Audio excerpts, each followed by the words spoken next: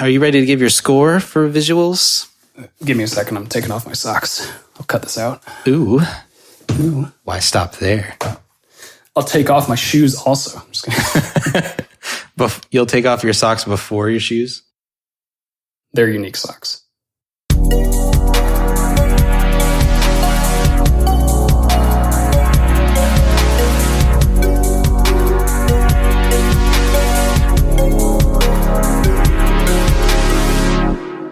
Hello, and welcome to the Interstate Gamers Podcast. I'm your host, Kevin, a.k.a. K-Slugs.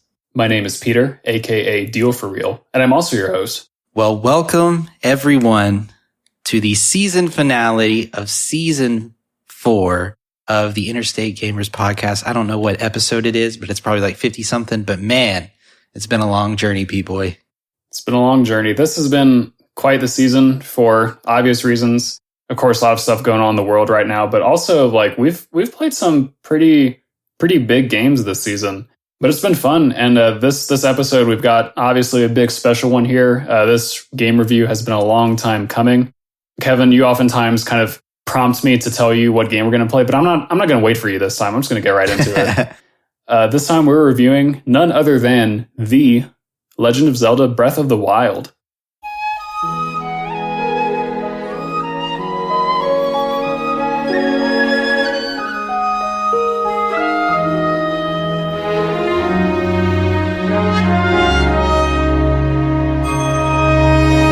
La da da. Man, I can't believe we're finally reviewing this game. You know, like back when we first started this podcast, I would say that this game was kind of one of the reasons why I wanted to start something like this. I always thought to myself, man, I have all these opinions on all of these video games, and like I wish there was some way that I could like compare them all together and just like sit down and talk about them in depth, because like I would have all these, I would say some of them would be challenging views and things like that. And Breath of the Wild was one of these games where I'd be like, okay, I don't want to give away too much, but I was like, I have these criticisms, and I know it's a Zelda game, and I know it's like Nintendo and everybody loves that. And I had a lot of friends who were like really like Nintendo loyalists, and it was just like hard to get my opinion through. So I was like, man, I wish I could I had a platform that I could just speak about this kind of stuff and like just talk about it the way that I want to talk about it. And I think that was one of the things I was like, man, when we first started this podcast, I was like, man, I can't wait till we get to Breath of the Wild. And I know it took us longer than I guess I really anticipated, but I'm kind of glad that we did, because now we have all of these other games under our belt. Yeah. That way we can compare this game to those other games. So I'm like super excited that we actually waited to this point to do it. So my plan of delaying forever finally worked. Now things are falling into place. That's cool. I knew that you weren't like blindly following the Batwa hype train as much as some other people were. So I'm pretty interested to hear what you have to say. I'm pretty sure that you still enjoy the game a lot based on how we've talked about it, and I've certainly enjoyed it too. I do have some criticisms as well, obviously. So when did you like play Breath of the Wild and finish it and all that good stuff? That's a good question. So a little bit of history. I think Chris, when the Switch first came out, he got Batwa. That's what I like to call it. Batwa water. Me too. So you might hear me say that a lot. He got it when the Switch first came out, and I was watching him play it, and we were both kind of like, I don't know about it yet. I don't know how we feel. And then I think it was a couple years and then passed, and then I went to my friend Mallory's place and watched her play it. I was like, okay, this game's pretty cool. Like I watched her fight a boss, and it's like, okay, that was pretty fun, but I didn't quite know what all the game would entail. But I had criticisms early on then. And then finally, I got a Switch. As you know, if you listened to an earlier episode about Mario Odyssey, I got a Switch when I got my wisdom teeth pulled out, and I needed to make myself feel better. So I did that. Classic story. Yeah. And so I got Breath of the Wild shortly after, and I started playing it, and it was a lot of fun. I remember those times. It's when I was living by myself in my apartment. My furniture was a singular couch, like a love seat couch, a TV, and a TV stand. And that was my living room. Yeah. That was it. And I would play Breath of the Wild like every day after work.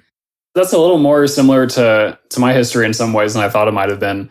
For me, when I heard all the hype about Batwa back in like March 2017 when it and the Switch first came out, I was thinking, damn, this game has gotten so many rave reviews that I need to play it. And this is going to be the game that finally gets me to get a modern gaming console, because I hadn't had a modern console since the Wii came out. Right. So I was like, this is going to be the one.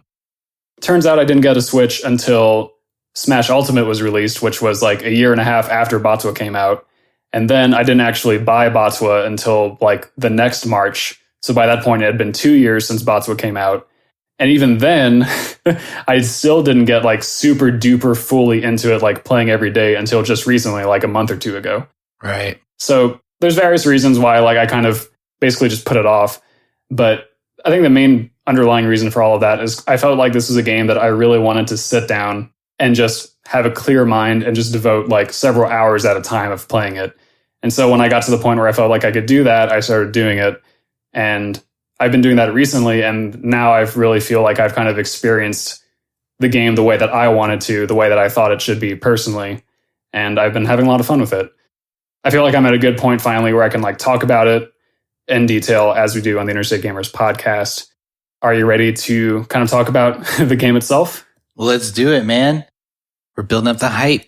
Building up the hype. So the general context is, of course, this game is a BFD, big frickin' deal, as we all know. There's like two main differentiators for this game, and I guess this is kind of getting into the gameplay, so we'll just call this the gameplay section right now. Two big things that make this game distinct from prior Zelda games. The first one is the open world nature. That's a term that obviously gets thrown around a lot in modern gaming, but what it means for Breath of the Wild is that you can go pretty much anywhere whenever you want. Like you can complete the main story elements in whatever order you choose. The game pretty early on gives you all the tools you need to do most of the exploring you could want to do. So it really does feel pretty free in that sense. Like they just kind of plop you in the world and you can kind of go do whatever. And we'll talk about these things more in detail, obviously, but just for the sake of giving you the context. The second big thing is the survival element, which I was kind of skeptical about before I actually played the game and saw that it was actually pretty simple. It's not like a super hardcore survival game. In Batwa, survival basically means like when you get hurt, you have to eat food to get hearts back. You can't just get hearts from killing enemies like all the other Zelda games. And how do you get food? Well, you can get it by hunting or foraging or cooking. There's harsh environments like deserts and snowy mountains and volcanoes, and you got to like dress up for those. You got to wear armor that'll protect you from those elements. And then your equipment doesn't last forever. Your equipment can break pretty often, which is something I'm sure we'll talk about because that's kind of a controversial point of the game. But basically, all these things come together to make a game that feels very different from any Zelda game, at least that I've ever played. And I've played most of the 3D ones. I think the only 3D one I haven't played is Skyward Sword. But all these things came together to make this unique Zelda game that is really unlike anything else in the franchise for many reasons. Right. I think that's kind of there's so much to talk about. It's kind of hard to decide where to start. So now that I think I've set the stage, I'm going to let you get into whatever you want to talk about first. Yeah, so I'll just go ahead and dive right into the gameplay. I would say in most areas of the gameplay, I think the game was done pretty well. I will say that there are some things that frustrate me. And I think it's one of the things you briefly mentioned was the weapon system.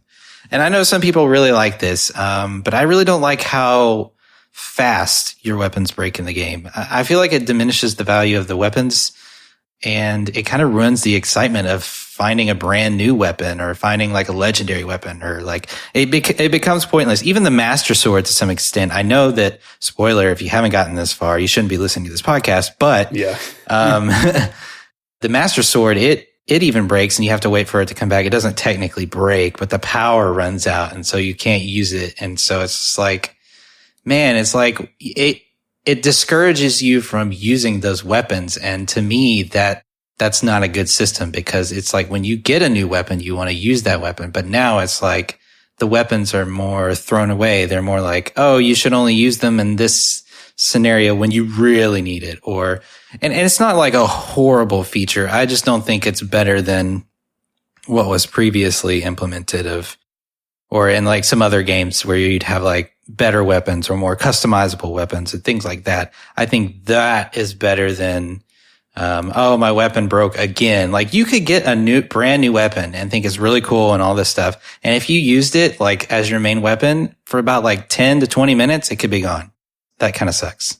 Yeah, I think fundamentally it's a good idea, but I think they take it too far in that direction. It makes a lot of sense in the early game when you're getting all these like rusty weapons and wooden weapons and things that have been lying around for like the past century or so. Right. But when you're getting like the Royal Guard weapons and things like that break really soon, it's like, damn, what was the level of craftsmanship here in Hyrule that these like really epic weapons are breaking? And then the Master Sword too, like I get that they didn't want you to, like the whole point of all of this is they don't want you to become too comfortable with what you have. They want you to always be like on the lookout for new things. And it wasn't like I'm constantly running out of weapons all the time. Like that's never really a fear that I have. But you do start to suffer from like, oh, this weapon is too cool, so I can't use it. You know, like you're waiting for the opportunity and then the opportunity never comes because you're scared it'll break. Right. Which is something that other games have that same problem with too. So I think that problem could have been mitigated by just increasing the durability of weapons later on in the game. Right. To like make it actually make sense with what the weapon is supposed to be. Early game, I don't really have a problem with it, but later game, it definitely starts to make less and less sense as a mechanic. Yeah, I think that's a really good point. And maybe even implementing like Fallout, and I don't know if Skyrim does this, but you can repair your weapons. And maybe Fallout does it too much where it's like way too easy to repair your weapon before breaking it. And even if it breaks, I think you could still repair it. Maybe you can repair your weapon, but it like costs a whole lot to repair your weapon. And like you said, increasing the durability, all of a sudden you've got a better system, like to me, in my mind. Yeah. Talking about some things that the game did do well in terms of gameplay. I think this goes without saying, like the parachuting around everywhere and like climbing on things. I mean, oh my goodness, that's so much fun. And yeah, I didn't even think that I wanted that in a Zelda game, but now I definitely know that I do because it's just, it makes maneuvering around the environment so much fun. And I think if it didn't have that, the game would be a little bit more boring than it is for sure. Oh, absolutely. And I find that it works, like mechanically speaking, it works really well almost all of the time too. Like what I mean by that is there are a few instances where maybe like Link has a little bit of trouble climbing over a particular piece of geometry because of the way that geometry aligns with the other geometry. But that was such a rare experience for me that like I can easily say that 99% of the time, the whole interaction between walking and the way that the environment is actually built, it works really well. Right. Which I was pleased with because this is the first time that a Zelda game has any of that. So I think I think it's valid to point out that they could have implemented it a lot worse than they did. But it seems like they quality tested everything pretty well as far as that goes. So I haven't run into anything where like it feels broken. For sure.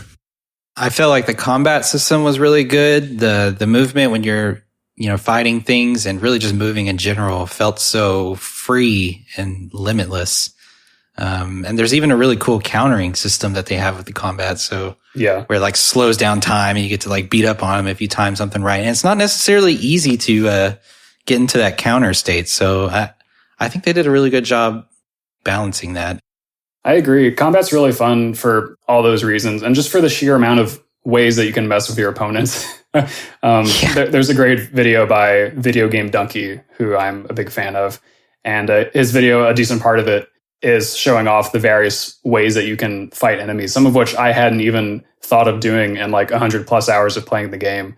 So I think that goes to show that there's really a wealth of ways that you can use your environments, not just your weapons. And a lot of that comes from the Sheikah slate, which we'll get into a little bit here. But like you don't have to fight with just weapons. You can fight with rocks. You can fight using magnets to drop metallic things onto enemies. Like there really is a lot of stuff you can do. And my only problem though is that there's a pretty limited number of enemy types in this game. Probably my biggest criticism in the gameplay is that like throughout most of the game, you'll fight the Bokoblins and the Moblins and the Lizalfos. And I think they're really well-designed enemies, don't get me wrong. But what I'm kind of missing is like, there's not really enemies that are specific to distinct environments outside of some mini bosses here and there.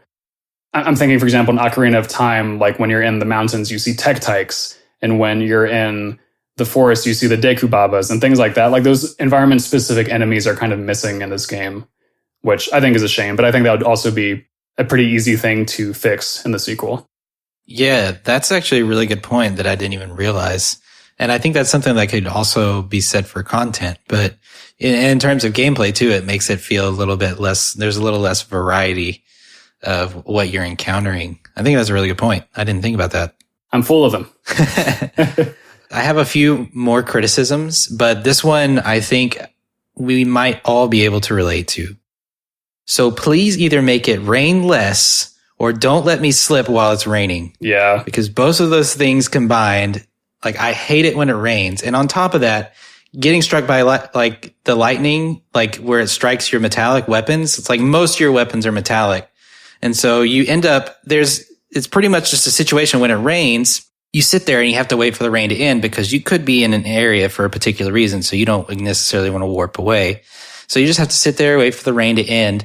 And I kid you not, like it could be 30 seconds to a minute later, it starts raining again. And it's like, what the fuck? Like seriously?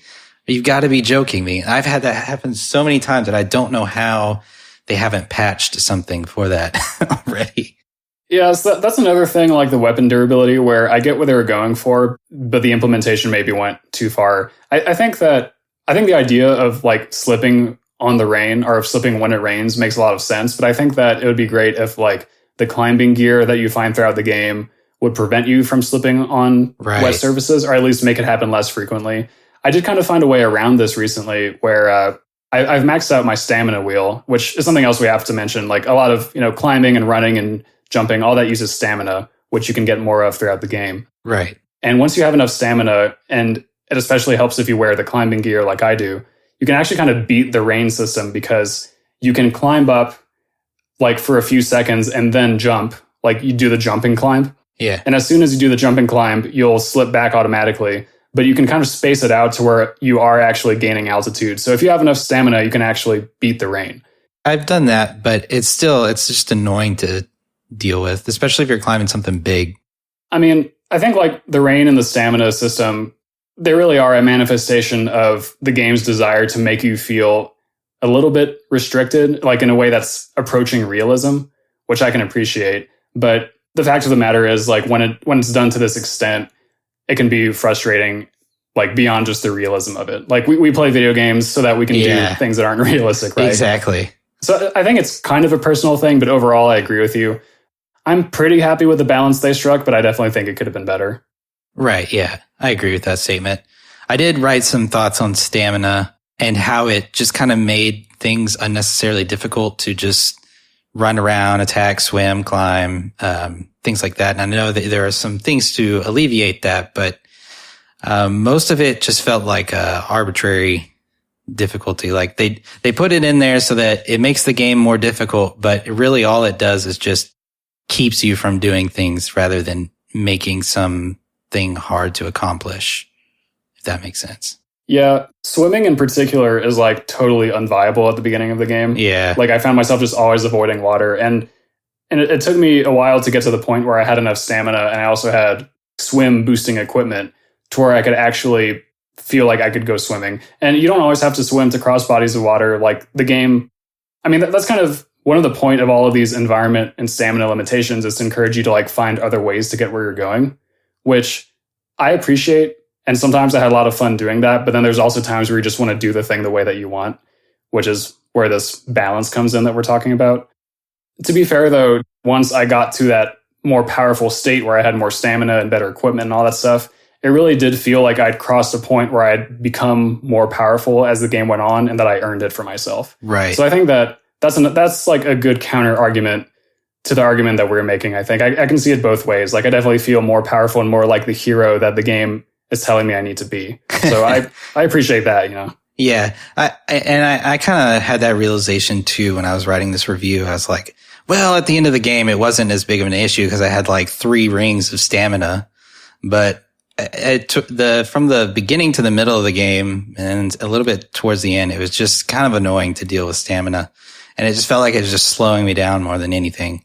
Yeah. Yeah, that's a really good point. And you mentioned water. This is one of my last points. So, and I wrote like one paragraph full on water, which is kind of funny in my mind. So yeah, the water is kind of disappointing in this game. Of all the things that you can do in this game, like interacting with water is like surprisingly not fun at all. Like I get that there's the, you can go up the waterfall with the Zora armor, but you can't go underwater. The swimming looks weird and awkward. It's just like it's not even fast. It's like Link is just a terrible swimmer. It's like he learned how to jump, but then like swimming got worse or something like that. But I guess he's never really been a big swimmer now that I think about it. But it would be cool if you could like, go underwater. Like I think it's a missed opportunity, honestly. You can go underwater, search for things there. You can at least swim a little bit faster and maybe collect things in the water. That would be kind of cool. I know you can collect fish, but you shy away from water, which I guess is like a cool Spider-Man tactic.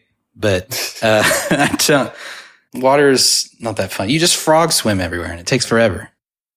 Yeah, I guess you could say that your interaction with water throughout this game is pretty shallow. 7.8 out of 10 too.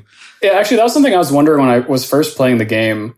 There's no diving feature. Am I ever going to get that? Yeah. And then I got the Zora armor, and you don't get the diving feature. You just get waterfall climbing feature, which is really cool and really helpful. But I wonder if the lack of depth to the water in this game was really just like too much for them to handle on this first try at this game. Yeah. I wonder if they were so focused on all the land and the landscapes, which are all like really impressive and really fun to traverse, as we've talked about. But I'm hoping again that this is kind of a thing that they can implement in Batua 2.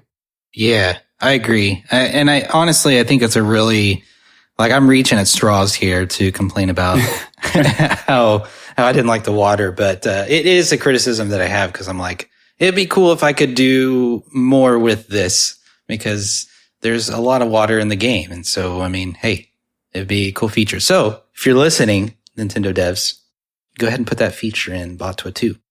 Yeah. One big thing for gameplay that we need to talk about is the Sheikah Slate, which is basically a smartphone that Link gets at the very beginning of the game. And this thing lets you do a lot of stuff. It gives you the map for the game. It allows you to document all of the creatures and materials that you find and helps you search for them later. It gives you these powers called runes that are kind of given to you in the tutorial of the game that allow you to control magnetism and freeze objects in time and create bombs. You can create as many bombs as you want, which is pretty awesome for a Zelda game, and allows you to create these pillars of ice that come from water so that you can climb on them and get to where you need to go. And all these various things are used really well throughout the game, especially in the dungeons and the shrines, to make you think about your tools and how you can cross this barrier or hit the switch or do whatever you need to do. I found that to be a really interesting replacement for the old Zelda style where you collect these key items over the course of the game. Because in this game, you don't really do that. They just kind of give you all these runes at the beginning. And once you do that, they just kind of set you off. You escape from the Great Plateau. And then you have the whole big world at your disposal. So I think that the way they handled it was kind of necessary for this open world, whatever order you want, video game. But it is interesting. It's like the focus on the Sheikah technology from like 10,000 years ago is kind of wild. Like this is all supposed to be high-tech stuff that borders on magic. If you start thinking about it too much, it becomes a little unbelievable. Right. So maybe you're not supposed to. But I really appreciate the features that all this stuff adds to the game. Yeah, I do too. I really like all of the different ways to spice up the gameplay and the puzzles that you can utilize with all of the things with the Sheikah Slate. And there's a lot of quests that you can go on that involve the Sheikah Slate and taking pictures and tagging things that you can find on the map and all this other stuff, or like the shrine detection or any other kind of detection stuff that you can do. They really got creative with that, and I thought it was a really good implementation as well. Sweet. I'm kind of nearing the end of my list. Did you have any more stuff to talk about? Nope. I just want to say that I know I had some criticisms and it seemed like I was being really nitpicky, but I am, because there's some things I am frustrated with, but overall, I can't deny it. This game was really, really fun, and I thought it was done really, really well in terms of gameplay. I agree. Before we move on, I want to make my last point, which is very short, which is that the difficulty of this game is pretty interesting. There's a lot of ways that you can make the game easier by making like elixirs that grant you special abilities, or cooking dishes that do the same thing, upgrading your armor, all these things. All these things take time and they take resources, but the game gives you these tools to make yourself really powerful for limited amounts of time or permanently, depending on the exact mechanic you're talking about. So if you want to make the game really difficult for yourself, you can choose not to do any of those things and like walk around half naked. No buffs from your food or your potions or anything like that. You can choose to use crappy weapons if you want to. Or you can choose to take advantage of all that, which makes the game pretty easy. Like, I don't think Zelda games are usually all that difficult, except for maybe some of the older games. But I kind of liked the way that they handled it. I liked the way that they let the player kind of control the difficulty in that sense. Right. I agree, man. I think so. Yeah. I agree, man. I agree, man. All right. Well, that was quite the gameplay section. Yeah. Granted, there's a lot of stuff to talk about. Mm-hmm. So why don't you go ahead and give your score? I gave it a 94. Damn. I agree, man. I gave it a 95. Hell yeah. I had a feeling we would be similar in this regard. Mainly because we had the same opinions. I had a feeling we'd think the same thing because we thought the same thing. I thought your score was going to be a little bit lower from your criticisms, but I understood that you were kind of like looking for things to critique. Right. Which I think is valuable. Like, that's what we're here for, right? We're here to talk about ways that the game can be even better. Right. Well, moving on to everyone's favorite section, aesthetics. With the visuales, Pete Boy, why don't you, the graphic designer, kick us off with this section? Professional graphic designer. I really like the art style of this game. It's something that's pretty new to the series as well. To me, it kind of seems like a fusion of the Skyward Sword style, which was pretty bright and colorful, but with some like fairly realistic proportions and things like that. With the Wind Waker style, which was very cartoony and cel shaded and all that stuff. I think there's also kind of a Studio Ghibli influence on the art style as well. Everything's very colorful, very detailed, but not too detailed. Like, there's kind of a balance between simple and detail in this game. Right. Which I think works really well. It's also pretty smart from a hardware perspective. Oh, yeah. In this game, you're rendering stuff from across huge distances, or attempting to render things across huge distances. And you got to help that process along however you can. So I think the way that they created this art style, not only to look good, but also to function very well for the most part, was really smart, and I appreciate that. Yeah, dude. I actually wrote down that since the Switch doesn't really have the graphical capabilities of the PC or more powerful consoles, I think the developers did a really fantastic job of using what they could use and making beautiful landscapes and environments. And it's really, to me, it's what you've always wanted a Zelda game to look like. Like, it's just like, man, like, you're in this big, vast open world. You're like, I want to go and do everything. It just did a really good job with the visuals, in my opinion. Yeah, there are some performance hiccups, and apparently this was worse before they released a few patches. I started playing the game after these patches all came out, so I can't speak from experience. But there are some drops in the frame rate at times. Kokiri Forest, or not Kokiri Forest, the Great Hyrule Forest is the worst example of this. Like, every time you warp there to go talk to Hetsu or whatever, like, the game just chugs along at like 20 FPS. And I'm like, ugh, there's too much foliage here. And then a few other places, sometimes, like, if there's a big explosion, sometimes the frame rate will drop briefly. And it's nothing that ruins the game, for sure. But I always kind of feel bad when I have to travel to the forest for whatever reason. Like, here we go, time for that good old-fashioned 20 FPS. Let's go. Ocarina of Time, baby. Oh, no. But otherwise, I think that the game runs pretty well. I was talking to my friend Matt, a.k.a. Trukey, who was with us for the Mega Man X episode back in season 2, I think. And he apparently just started playing this game on the emulator on his Epic gaming computer with the 60 FPS and like the upscale textures and all that stuff. And I'm kind of envious of him because that would also probably be pretty awesome. One performance flaw that actually affects the game more than maybe the frame rate thing does is sometimes there's noticeable pop-in whenever the game doesn't render an enemy or an object until you get fairly close to it.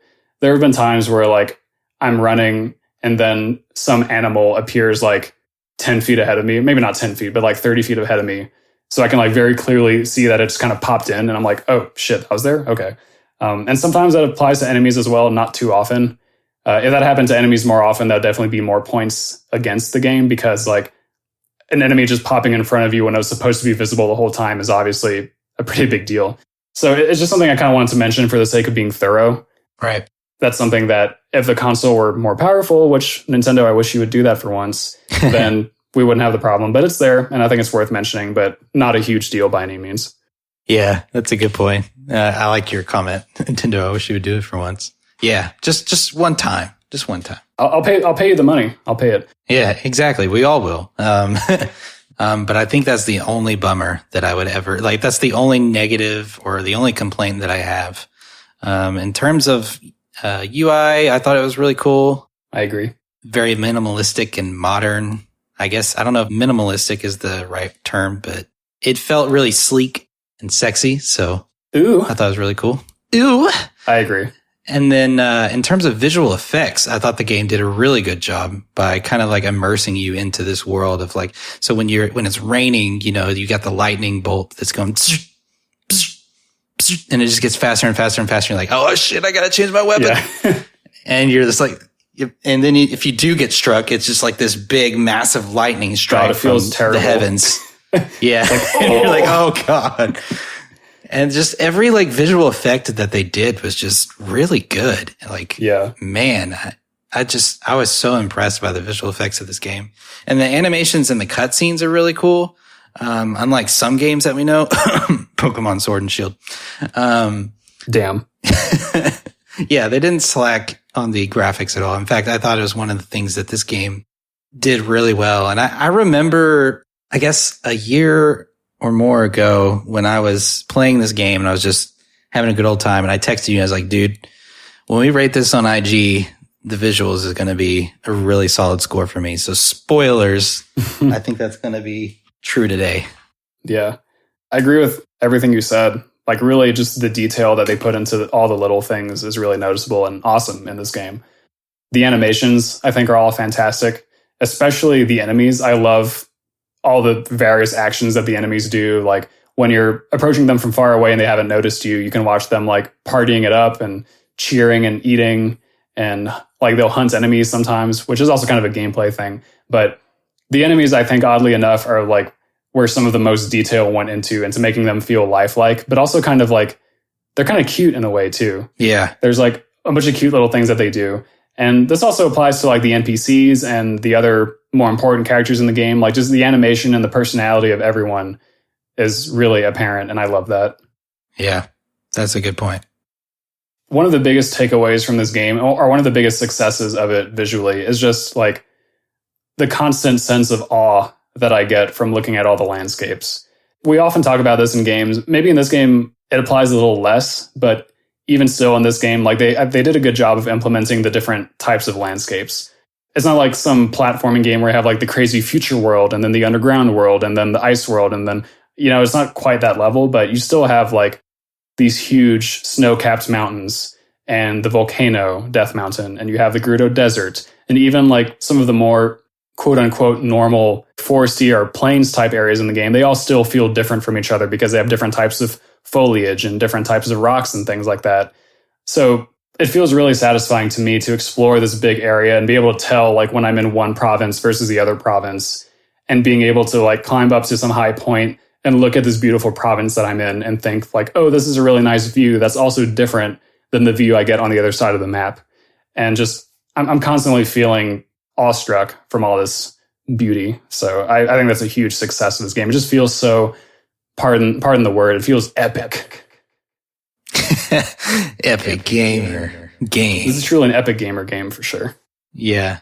No, I definitely agree. Yeah, you're like, a lot of what you spend time doing is just kind of running around, being kind of like looking at everything that's around you, which speaks to a lot of the visuals of the game. It's just like absolutely stunning. It's just amazing. Anyway, are you ready to give your score for visuals? Yeah, I'm ready to give my score. I gave the visuals a 95. 95. Wow. I actually gave it a 99. Damn. I probably should have given it a 99 too. So moving on to the next section, the audio. I'll kick us off there. In terms of soundtracks, I wouldn't say that this has the best soundtrack out of all the Zelda games. I was actually kind of disappointed that they made the soundtrack a little more subtle in this game, and I think they opted to go with more atmospheric sounds and things like that. I mean, you hardly ever notice the soundtrack in the game, in my opinion. I know, you're more critical in that regard, but when I'm playing the game just normally, I hardly ever notice it. And that was one of the first things I noticed about this game was just like how quiet it is. And I get, once again, going for the realism, but what I kind of really enjoyed about Zelda in the past is how awesome its soundtrack was and how like iconic and creative and just beautiful the soundtrack was. And that's not to say that, it doesn't have any good tracks and that there aren't some, bangers. The main theme is definitely a banger. That's like my favorite one. But you hardly ever hear that one too. And, there are some moments when you're like in the heat of battle where the soundtrack's pretty cool, but it's still, there's just a lot of subtle sounds in there that make it a very underwhelming soundtrack, I would say. I disagree with you on this one, I think. I really liked the direction that they went, where in the overworld, for the most part, things are quieter. There's kind of like quiet pianos drifting in and out or other instruments, depending on what kind of biome you're in. But in the cities, that's kind of when they flex their music muscles the most. The cities and the dungeons and the battles, like those are really the moments where the music is more prominent. I agree, maybe it's a little quiet at times in terms of volume level. Like maybe in that sense, it's just literally a little too quiet. But I also come at this having the perspective of wearing headphones literally every single time I play this game, because I wanted to like really be able to hear everything. And with the headphones on, like I'm really able to notice the subtle music that plays when you're in the overworld, or the way that music changes over time and all that stuff. I think we kind of have a difference of opinion there. I agree with you though. Like I understand that past Zelda games, they really did go all out on like the epicness of the soundtrack. So I can definitely understand that. And I think that's a pretty common complaint that a lot of people have. So I don't find fault in it, but I do just feel differently. Right. And I think that the music that they do have is really awesome. Like I love the Gerudo soundtrack, the Gerudo Town soundtrack. I think the battle theme in this game is I think it is the best battle theme in any Zelda game, hands down. The way that there's like subtle different variations that play in different situations and all this stuff is just really awesome sounding. The instrumentation, all that stuff. The dungeons, the divine beasts, they have cool soundtracks as well with all these electronic elements to represent the Sheikah technology. The Hyrule Castle theme, I absolutely loved that. I thought that was a really great dramatic theme. That's a banger. That is what an old school Zelda game would have done, right? Is like that level of epicness and bombasticness, and that song is kind of like the encapsulation of the way that the older Zelda games treated music, right? Like, because you're like constantly hearing the epic music as you're going through the level. But I really like the approach. I like the approach of limiting the more distinct music to more distinct areas of the game and then having kind of the quieter music for the rest of the overworld. I think that works really well, personally. Yeah, I can respect that. I miss it, man. I miss the epic soundtrack, like just in your everyday occurrence. And I guess it's a bigger game, bigger context than Zelda has been in previously. So I think there's something to be said for that, but it's something that I wish was a little bit stronger. And I guess I'm not alone in that opinion, but one thing I do think that the game did really well is sound effects. And I think that was intentional. I think sound effects were meant to be more prevalent for it to be, like more immersive, because as we know already, they went for the more immersion, realistic kind of thing. So I think they did a really good job with that, whether it be opening a chest, opening the Sheikah slate, cooking, riding around, killing stuff on your horse. Like every sound effect that you can think of is just done really well. And I really enjoyed the sounds of the game. And me, I really like my sound effects. So that definitely boosted the score for me, for sure. Yeah. And I think once again, like the enemies are a particularly successful part of this. Like I love all the little sounds like that the Lizalfos make in particular. Like they go like, and then they'll eat some fly or something. So you hear like it's like so funny. I just love it. Yeah, I agree with all of that. The sound effects are phenomenal in this game. Yeah. One thing that's a pretty big thing that they did in this game is they made the move to voice acting. And I wasn't sure initially how it was going to go. I thought it had the potential to be really cheesy. And you know what? At times it was, but I think it works really well for this game. And now I kind of want it. I'm hoping from here on out, and I'm sure it will, it's going to be implemented in more Zelda games in the future. Yeah, I agree with that too. I thought that sometimes Zelda was laying it on a little thick, in English at least. Like, she'd be like, Link defeats Ganon. It was like, wake up, Link. But then there were times when, during some of the memories, when she was just kind of talking to Link a little more normally, and I was like, oh, this is excellent right here. Like, it's kind of a mixed bag in terms of Zelda specifically, like being too dramatic sometimes. But otherwise, I really liked the voice acting. They definitely helped to give all the protagonists their personalities and all that stuff. And even like the grunts from all the other minor characters in the game, I thought were really enjoyable, especially the great fairies. They pop up and they're like, ah! Yeah, I know what you're talking about. Yeah. I love the sound effects in this game. It's so stellar. And when you're talking about it, I'm just like, oh man, it's so good. Yeah. Makes me want to go play it right now with my headphones on and just listen to all the... You know what? Just drop this podcast and just go play this game some more. Introducing Interstate Gamers Let's Plays. It's not a bad idea. But yeah, I don't think I wrote anything other than what I've said. But I will say, you talked about Zelda a little bit, and I want to make sure I state this. I feel like Zelda was a badass in this game. At certain times, she kind of got sad on us. But I mean, like, I thought she was a pretty strong personality, and I really liked her character. And that's through the voice acting that I was able to really get a sense of what her personality was like. I agree, man. You know, she's still the princess that needs to be saved in this game, which is kind of seems like it's going to be her fate forever. Although maybe Bato 2 it'll be a little different. Bato 2? Mm-hmm. But even so, like, even though you still have to save her, like, she does have kind of that strength that you see in the cutscenes and in the memories. And I agree, it is her voice that helps convey that. So I was really pleased with Zelda in this game. I feel like this game is really the game that made me a fan of Zelda, the character. You know what I mean? Yeah, I definitely agree. Whereas, you know, in previous games, she wasn't like, you know, I guess it's hard without voice acting, right? Like, it's hard for you to tell the personality exactly. I mean, you can do a lot through text, but this was just a much more powerful way to really give the character personality. And I'm hoping, like I mentioned in the previous episode, that they do this with Pokemon, because I think Pokemon would really benefit from this as well. Yeah. I don't have much more to say either. Honestly, I think for both of us, the audio section was a pretty big success. Right. Well, I'll go ahead and give my score. I gave it a 93. Nice. I gave mine an unusual score of a 99. Damn. We kind of flip-flopped a little bit on this. Yeah. Just a few little nitpicks I have, some of which I honestly didn't even mention here in the podcast because I thought they were a little too nitpicky, believe it or not.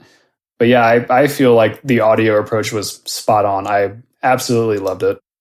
Yeah, and in terms of my score, I think the soundtrack was just pretty much the only disappointing part. Yeah.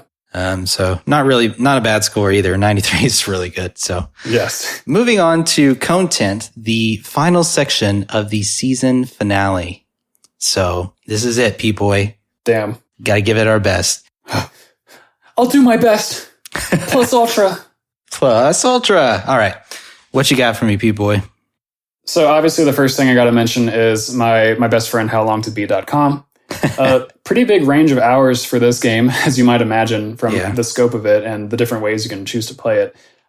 Looks like kind of an average of 50 hours if you're just doing the main story, and then an average of 180 hours if you're trying to complete everything.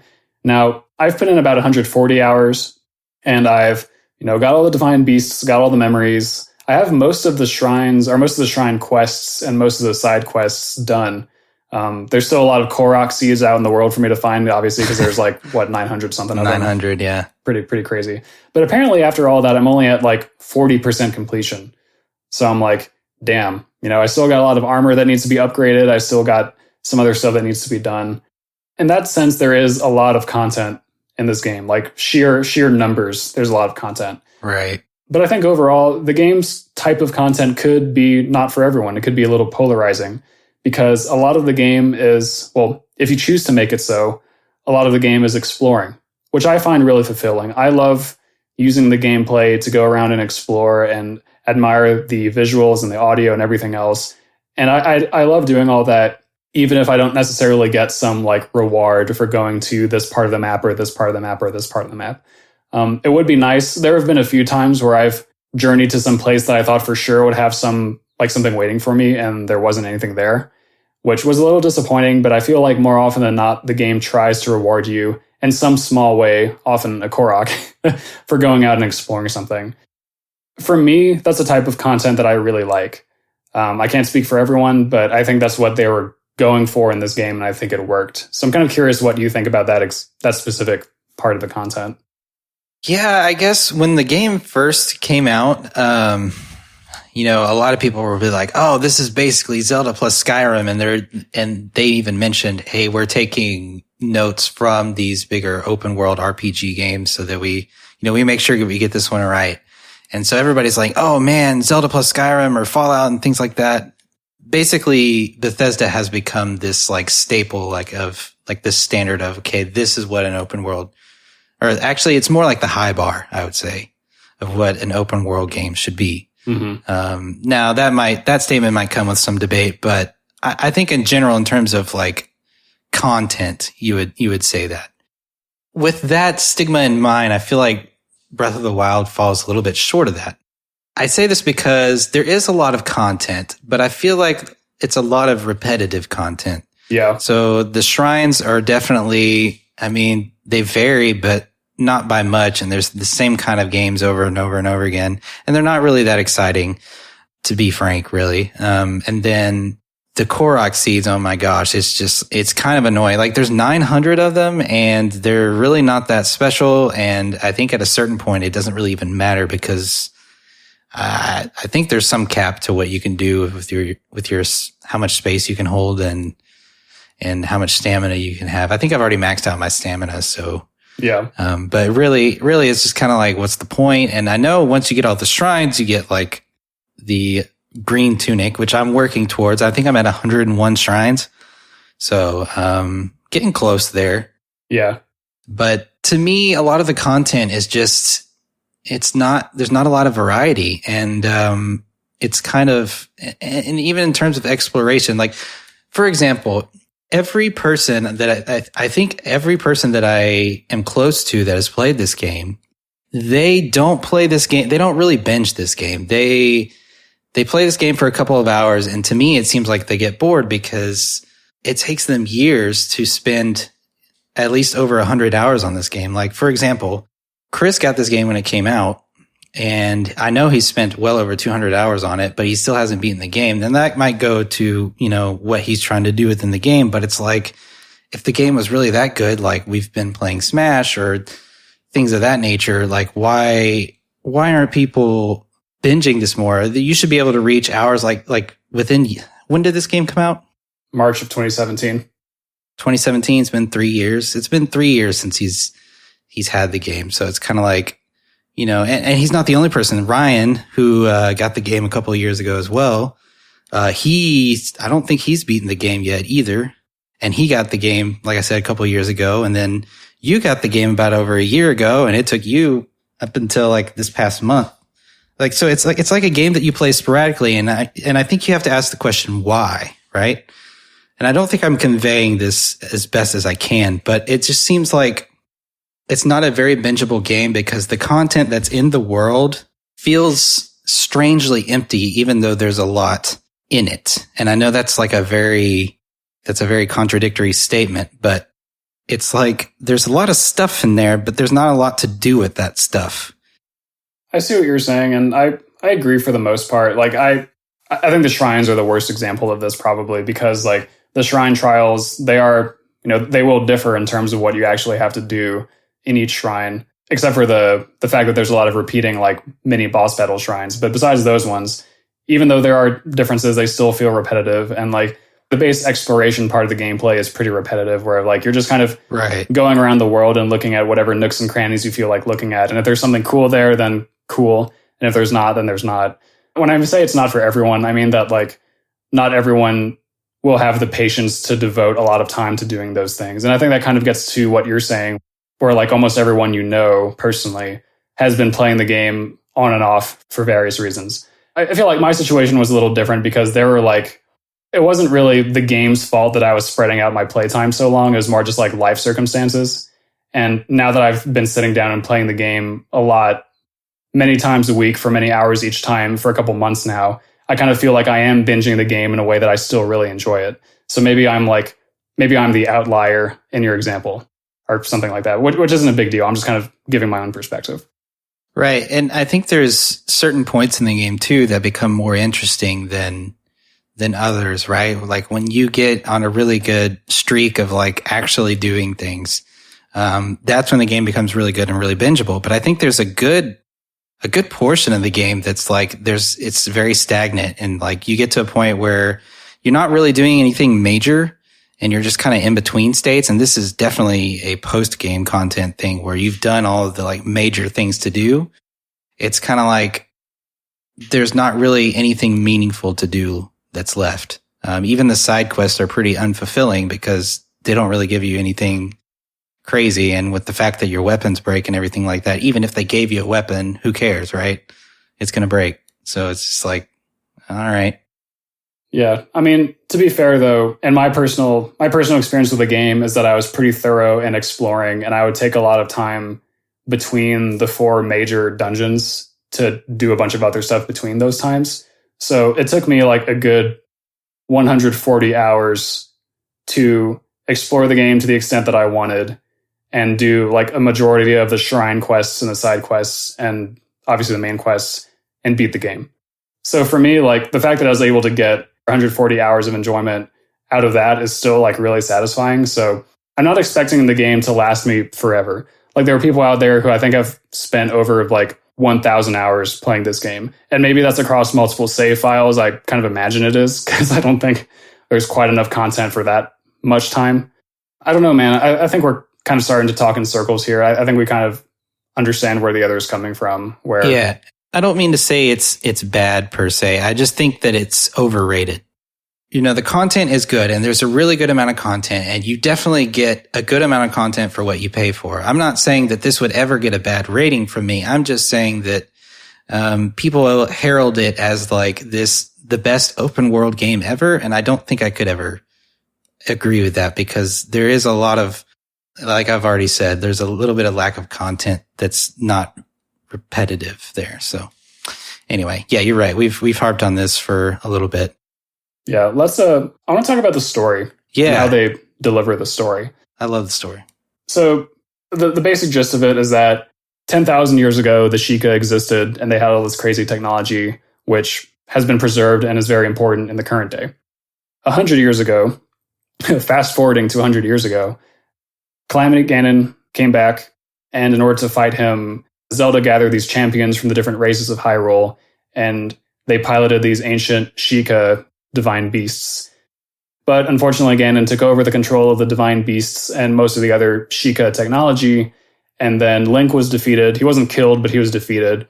And they basically put him in like cryostasis in the Sheikah Shrine of Resurrection, which is where you start the game. Zelda was captured, and Zelda has been like the hostage of Ganon for the past 100 years or so. And so Link's job is to go and like free all the divine beasts from Ganon's clutches and use them and the spirits of the champions who did actually die to attack Hyrule Castle at the same time that Link does whenever Link finally decides to go up there, 100 plus hours later, save the world and do all that stuff. The interesting thing about the story is how it's presented in terms of Link's memories, right? Because Link has to make the effort to go remember all these things from 100 years ago. And the way that you do that, for the most part, is going around the world and encountering locations that are spread out pretty far across the world and just reliving certain moments from them. Or you go to the main civilizations and they have people there who have some connection to the champions of old, and they'll help you remember things about those specific champions. So it's pretty interesting. Like, because the game is open world in nature, you can kind of experience these things in whatever order you want, which I think is neat, but at the same time, it prevents the story from maybe being as like strong as it could be if you were kind of experiencing it all in a row and like feeling more consistently engaged with it. Well, I think that adds to the exploration too. And I think that really gave a little bit more life to the world that you were in, because I think without the memories, that just, to me, that would go back to my other point, it would make the world more empty. So it's like I could go to these places, and I really liked that you could look at the map and kind of try to figure out on your own where this would be. I mean, you can obviously look it up, but I took it upon as some kind of challenge to look at the map and see where they're telling me to go and kind of figure out where that memory might be. Yeah, I do that too.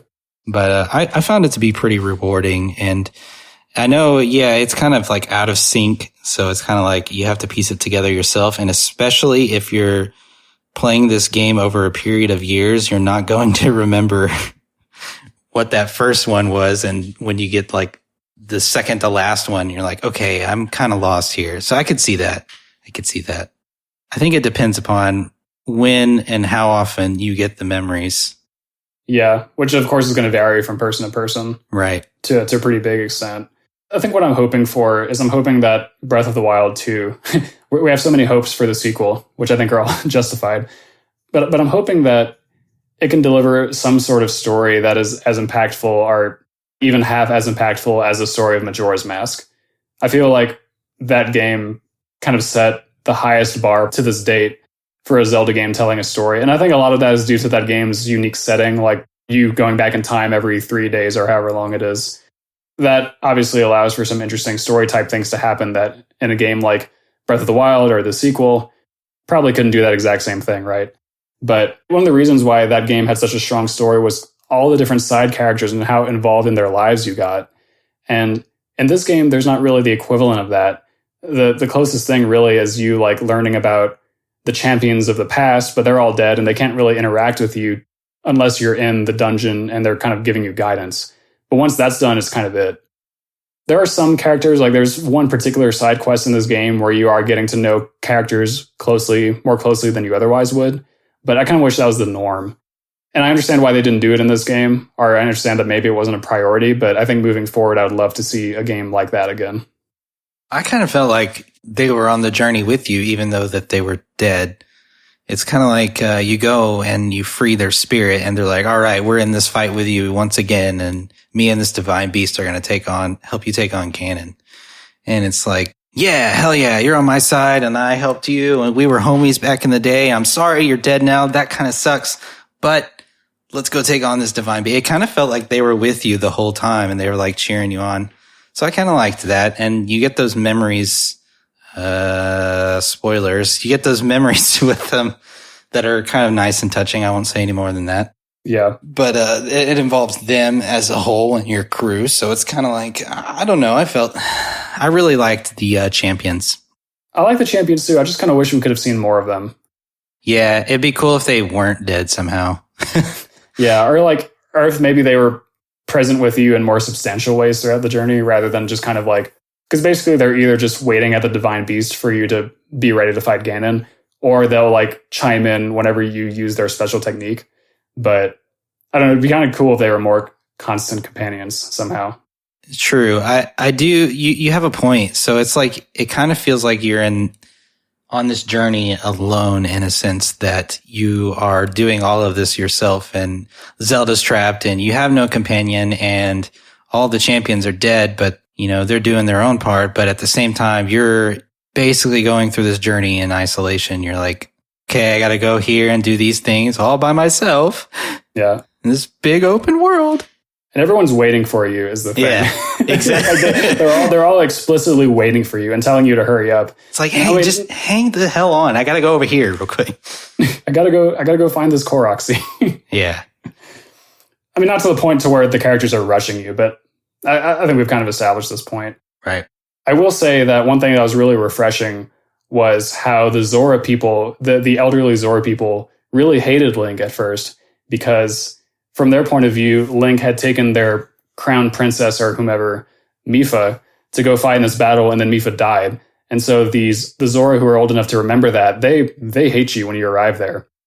Which for me was a really nice change of pace because there's so many people across Hyrule who are just horny for Link. Figuratively and literally. Like even Mipha. Spoiler alert. But like how many random women do you find who are like, oh, you're really handsome. I hope you don't leave. And of course, Paya is an example of that too, how love-struck she is and all that stuff. And she's a fun character. But the point is, like, so many characters just love Link right away. And then the older Zoras, they don't. And I was like, oh shit, this is cool. It feels kind of realistic that way, actually. So that was one kind of like random story thing that I enjoyed. Also, I really liked the dialogue in this game, like both the cutscene dialogue and the text dialogue with random NPCs. Like, I feel like the game has a really subtle sense of humor. There were a few times where a character said something kind of silly that I just actually chuckled at, which is pretty rare for me playing a video game. But it was a fun game, though. Like, the characters generally were lighthearted and they said things that were kind of funny, and it felt good. It felt more like a real world that way.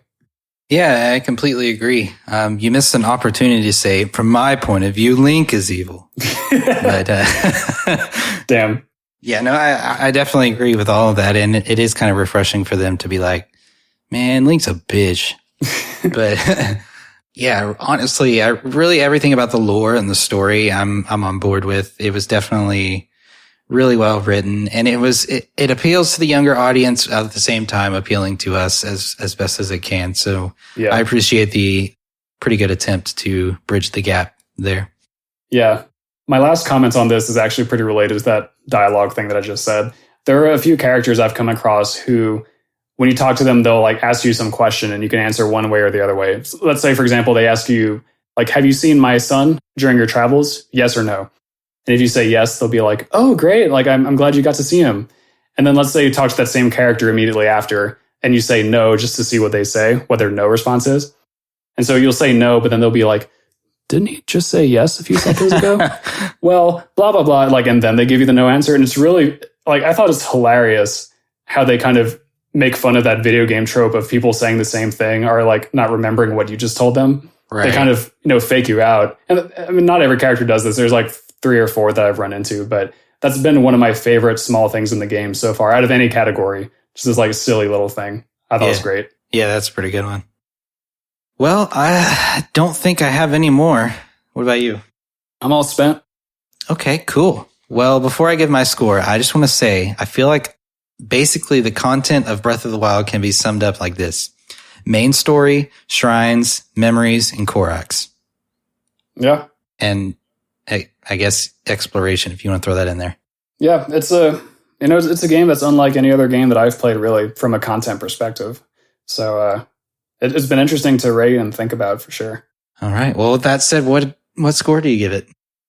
I gave it a hot, fresh 9T. 9T. Wow. We're pretty in sync on this. I gave it an 88. Nice. How dare you give it below a 9? Oh my God. Breath of the Wild. Not an A score on the category. Oh my gosh. Yeah, I know. I'm sorry, but I had to do it to him because I felt like this game could have been a lot better in terms of content. It does feel like they skimped out on it a little bit. Not to say that it's bad, because an 88's good. Let's all remember that. And the exploration's great and all, and the story's great and all, but the shrines and the Koroks, super repetitive, and you know my whole spiel, so yeah. Fight me. I think our ratings are very justified. I think that the people will appreciate that we had these critiques, and I think the people will appreciate a few second break while we do the number crunching. Yeah, I agree, man. What's up, everyone? Welcome back. We're going to recap our scores. I'll start as usual. I gave gameplay a 95, visuals also a 95, audio a 99, which means my overall aesthetics score was a 97, and content I gave a 90. So all that being said, my overall score for Batwa is a 94.0. Damn. Well, let's see what I gave it. I gave it gameplay a 94. In my aesthetics, visuals a 99. Audio was a 93, bringing my aesthetics score to a 96. And then my content was an 88, which my overall score is a 92.7, thus bringing the IG score, drumroll please, 93.3, which makes it 3rd out of 42. And I don't think it's going to, that's a pretty good score. Yeah. So Majora's Mask is 1st, Super Mario Odyssey is 2nd, and Breath of the Wild is 3rd, and Link to the Past is 4th.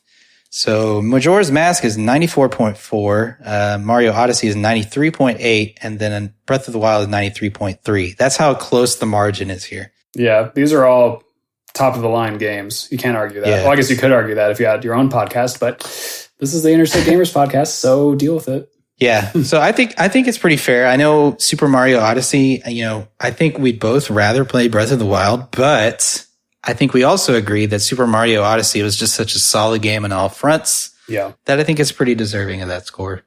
Yeah, I'm really happy with the way that our top 4 has shaken out. End of season 4, man. Damn. We got a lot of games under our belt, and what a way to end it, Breath of the Wild. I know, right? This has been this gaming experience. I'm not even done yet. I got DLC to play. I got a few more things to do before DLC. This has been a gaming experience unlike anything that I've played. And that's largely due to me not having played many open world games, but right. For really like the first open world game, or one of the first that I've spent a lot of time into, it's been a hell of a ride. Yeah, open world games are fun, man. I love them.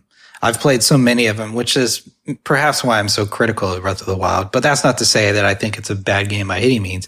Plus, it's open world Zelda. I mean, who wouldn't love that? So yeah. I think they did a really good job with the game, and I still have a couple of things to do as well. I've played the DLC and I've beaten it, so pretty much just collection stuff at this point. Yeah. Which is kind of hard to force myself to do, but anyway. Well, thank you all for listening to season 4, really. I know it's been quite a journey with us, and we appreciate you all being on this journey with us. This has been a blast to really do this podcast and be able to have the ability to have this platform. I know we're not super popular or anything, but it means a lot that you guys are listening and following along with us, for those that do. Yeah. For anyone who doesn't listen, we hate you. But for everyone who does listen, we love you. Exactly. I agree, man. And also, I mean, we have to mention that this has been by far the most eventful season of IG as far as world events go. Yeah. So I definitely want to say, like, I hope that everyone is staying safe from COVID-19. I hope that everyone is also staying safe if they're participating in protests or anything like that. I hope that people are standing up for what they believe in if they feel the desire and the need to do so. Hopefully you do. It has been a really interesting time to do the podcast, and I don't know. I mean, I just feel like you always have to talk about the current events. Maybe never a better time to do the podcast. I don't know. Interesting times. But yeah, once again, thank you all for being here on the journey with us. We have a lot of fun stuff planned for season 5. So whenever we decide to finish our traditional in-between season hiatus, we will definitely be coming at you with some hot, fresh games. In the meantime, you can follow our social media. We got a Twitter, which is the IG_cast. You can also go to our website, which Kevin lovingly coded and has some improvements that will be coming soon, actually. Mm-hmm. So you can check that out at theigcast.com. You can see all of our ratings there. That's definitely the coolest part of the site, is just looking at all these numbers. We love numbers. We hope that you do too. So go look at some numbers, theigcast.com/ratings, I believe. Right. Got Facebook as well. Got Instagram. Kev, who are our patrons? Well, we've got our loving boys, Mr. Ryan Everett and Z-Link. Thank you both so much for supporting us. You've been longtime supporters, and we definitely appreciate it. Could not say it enough. As always. As always. Well, I guess that's it. That's season 4, man. We're on to our 5th season. Season 5 confirmed. Yes, confirmed. Spoilers there. I can't believe it, man. Really, I know we've gone over, but I don't care. I'm going to reminisce and bask in all of what we've done. Yeah, if any episode deserves to go over, it's this one for many reasons. Right here, it's this one. My insane episode. All right, everyone. We'll catch you later. Love you too. Love you too, guys.